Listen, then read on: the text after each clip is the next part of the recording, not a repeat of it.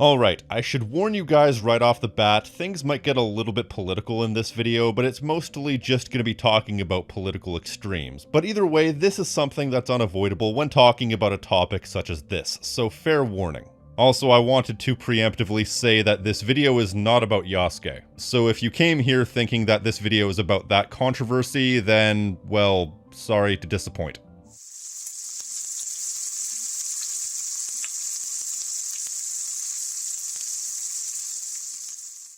I've been playing a lot of Assassin's Creed recently because it was a good series until it wasn't. It's a series I have a personal connection with and a lot of fond memories for, and as a matter of fact, you'll be hearing about that quite soon. However, I found myself quite struck by this series during my recent replays in a way that I haven't before. I don't pretend to be a historian, I don't even pretend to be particularly smart, so I might not even have the correct or even a particularly nuanced take on the whole ordeal. But that's because I'm only human, which, as you'll come to find out, is a very important thing to consider. I'm one drop in a sea of humanity, no more or less important than anyone else. So with that said, the Assassin-Templar conflict is an intriguing premise, but also one that fails to address a fundamental core issue between the two ideologies. If you've never played these games, or at least the games that I've played, it's essentially about the historical records of a forever war against two opposing sides, the Assassins and the Templars. They've taken on different names throughout the years, they've each had the upper hand at some point, and at various points one has completely wiped out the other, only for them to rise again because it's a natural conflict that arises between two diametrically opposed ideologies.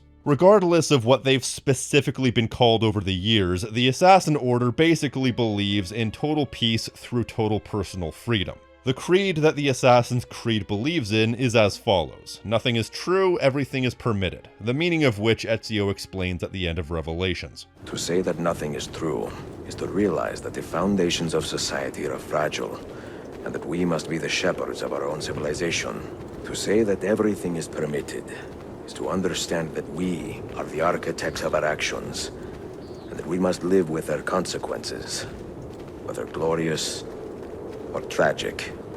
We are the shepherds of our own civilization, and we are responsible for our own actions, but they are our decisions to make. So throughout the series at various points, they systematically unravel the foundational building blocks of these various societies in order to gradually unravel the power structure built by those who have chosen to rule through control and oppression, to undo the power of those who have sought to abuse it. They work in the dark to serve the light and all that. Meanwhile, regardless of what they've been called throughout the years, the Templars have constructed the building blocks of our daily life pretty much through the entire history of civilization through various secret societies of people determined to prop themselves up at the expense of everyone else. They are the ones who rose to power and chose to control other people. Their entire ideology lives on the basis of eventually achieving total peace through total control. Whether magically or legitimately, it doesn't matter. As long as these two ideologies exist, which are very real ideologies, there will always be conflict between the two parties. Those in power will oppress and control those who have none, and those who have no power will fight back against the oppressors and take their power. The series places a very significant burden of conflict on the Templars for being the ones who seek total power, which is absolutely by no means an unfair thing to have as the central conflict. If you seek unlimited power without accountability, you deserve to be taken down a peg. And that's putting it lightly. I mean, what the Templars are after is essentially totalitarianism, and totalitarianism has never benefited anybody long-term but the ruling class in any situation where it's been present. Whether it be socialist Russia, Nazi Germany, fascist Italy, North Korea, or any number of different societies that exist on the basis of totalitarianism. At some point it may benefit the people living in those countries to some degree, such as the economic boom of Nazi Germany in the 1930s, but eventually it always comes back to one thing: benefiting the ruling class at the expense of everyone else, and even at the point where it's benefiting a good chunk of people, there's still the usual byproducts of totalitarianism, which is, among other things, the censoring of the media, the snuffing out of anybody who disagrees with governments in any way, political discourse being essentially outlawed, forced conscription, all the fun of the fair. So nobody is arguing the negative attributes of that side of the conflict belonging to the Templars. Their very ideology is the reason why democracy is such an important thing to uphold. The moment you give someone the ability to consolidate power and take complete control, there's a very good chance that somebody will. But I'd argue that despite being presented as the unequivocal good guys, the Assassins are generally blatantly hypocritical, and the ideology of the Assassins could be considered arguably equally as flawed when you really think about it. At least in the long term. Aside from the fact that they're openly killing people in order to further their own agenda, more to the point, what they're essentially asking for is anarchy. Anarchy being the absence of any sort of ruling class and total control by the people for the people. It's one of those things that sounds nice in theory and could work, but in practice has always resulted in a lot of suffering in the handful of historical instances where anarchy took place. And that's for one very simple reason, that without any sort of oversight, we essentially end up in the exact same place as totalitarianism, with the only difference being that perhaps we wouldn't have someone taking control in a regional sense or a national sense, but in a more small local sense. All you need to do is look at the example of the most famous event in human history that ended with complete and total anarchy, that being the French Revolution. A time period so notable that they set an Assassin's Creed game in that time period already. I haven't played it yet, but I'm getting to it. As it turns out, it's very easy for the oppressed to become the oppressors when they gain the power that they didn't before. What's the phrase? Absolute power corrupts absolutely?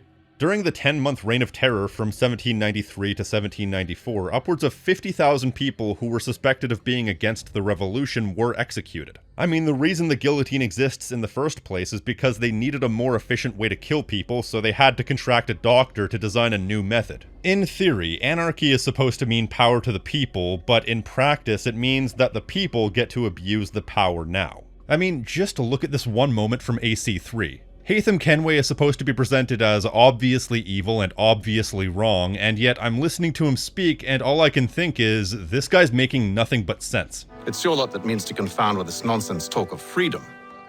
Time was. The Assassins professed a far more sensible goal. That of peace. Freedom is peace. Oh no. It's an invitation to chaos. Only look at this little revolution your friends have started. I have stood before the Continental Congress and listened to them stamp and shout. All in the name of liberty.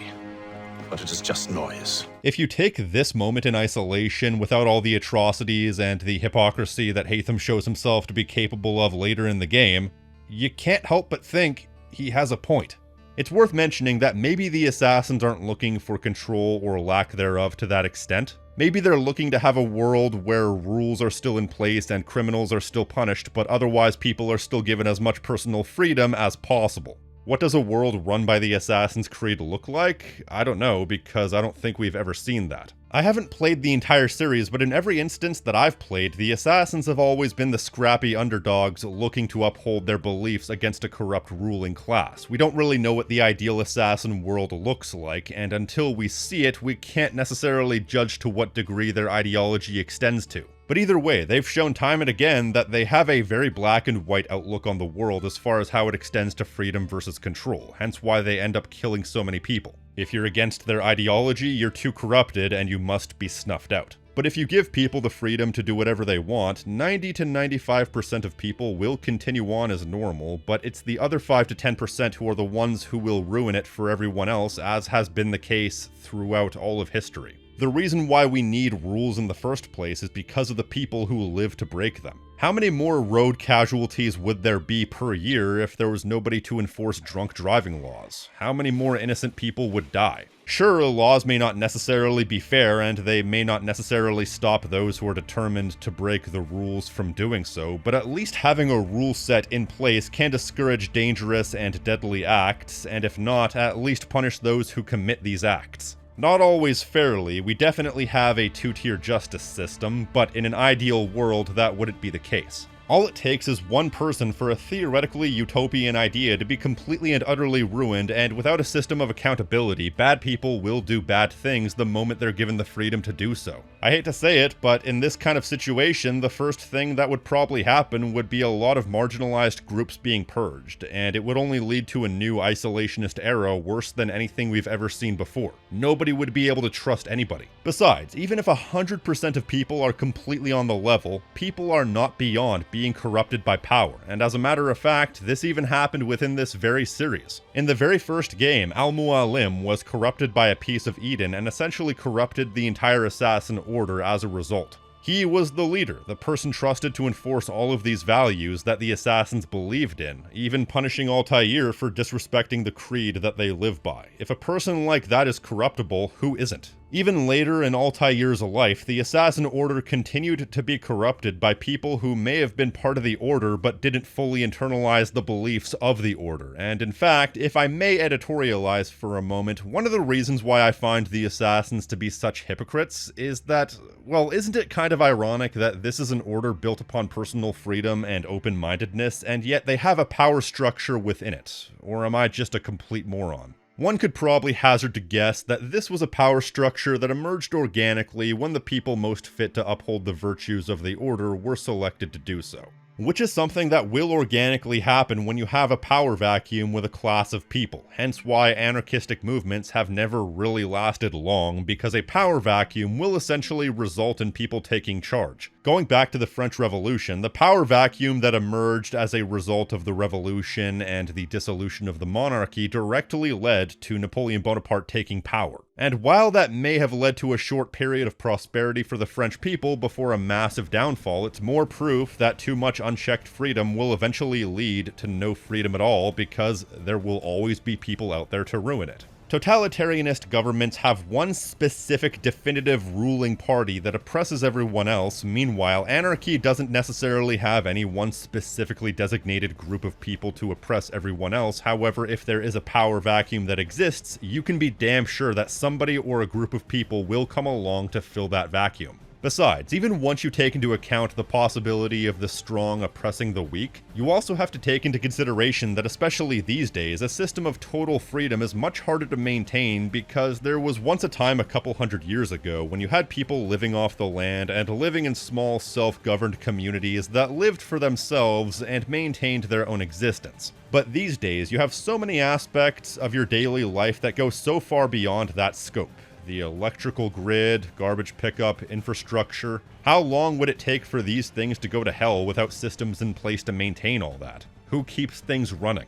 Would people do it out of the goodness of their hearts? Well, if history is anything to go by, not really. Some things need to be strictly controlled.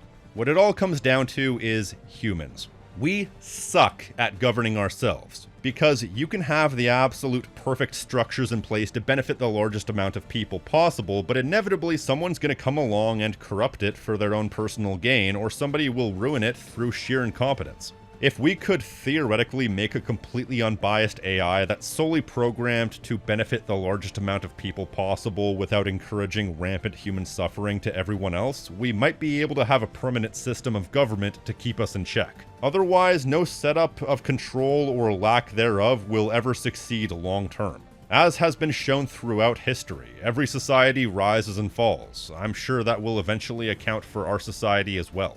On an individual level, a human is capable of doing good, but more often than not, humans as a collective are scared, exclusionary, power-hungry beings, and humans as a collective will never be able to agree on anything because we've evolved since the beginning of time to protect our families and shun the outsiders. So we have a natural inclination to viscerally reject outside ideas, and then you also have the fact that every human is so individual in their own beliefs and thoughts that what works for one person will never work for everyone else. No set of rules or laws will ever be 100% universally agreed upon, and ideally you want to have some balance of freedom and control that as many people as possible can be happy with. First of all, by making a system of government rooted in compassion for the people at the bottom up. Is that fair to say? Is that controversial? And that's why there are inherent issues with both the Assassin and Templar ideologies, and while one ideology may be obviously better for an individual, they both result in long-term suffering and will no doubt result in a very similar endpoint. Neither can ever work. We have yet to find the point of balance that unites us all, and quite frankly, it probably doesn't exist. Because everyone has such individual beliefs and moral stances that what's right for one person will be wrong for another. But either way, you can't have all freedom or all control and have that be the ideal endpoint. Some things require a bit of freedom. Universal healthcare, for example, I think should be the default. Because everyone gets sick, everyone needs to see the doctor every now and again. Why should it be restricted in any way? That's a situation where something being strictly controlled is the ideal, and the same goes for other similar utilities that you can't live without. Water, electricity, garbage pickups, these are the types of things that should be regulated by government bodies that serve the people and aren't specifically profit incentivized, so vulnerable people don't get taken advantage of. As Mr. Kenway basically said, freedom without any sort of oversight can easily lead to chaos in a lot of cases. But even that comes with the earlier caveat that what you trade in cost in that situation may result in the utility being run by an incompetent government body.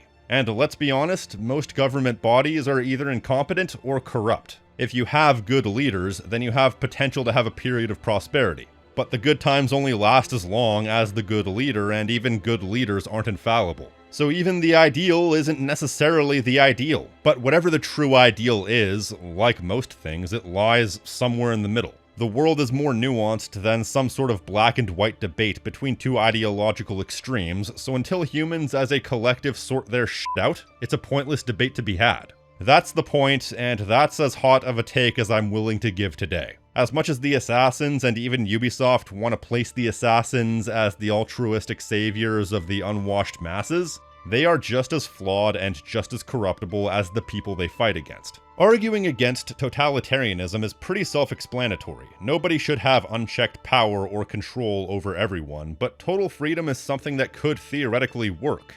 It could, if it weren't for one issue: humans. Alright, well that's all I've got. I just want to say that if you feel strongly about anything I've had to say today, please just keep it civil for the love of God. I'm not trying to start a flame war here. If you like what I do here and want to support the channel, be sure to like this video, leave a comment telling me what you think, subscribe, and hit the notification icon so you're always up to date on what I'm doing. And if you want to support the channel in a more direct fashion, you can pledge to my Patreon for unique perks and rewards such as early access, Discord benefits, and exclusive content along with these fine folks right here.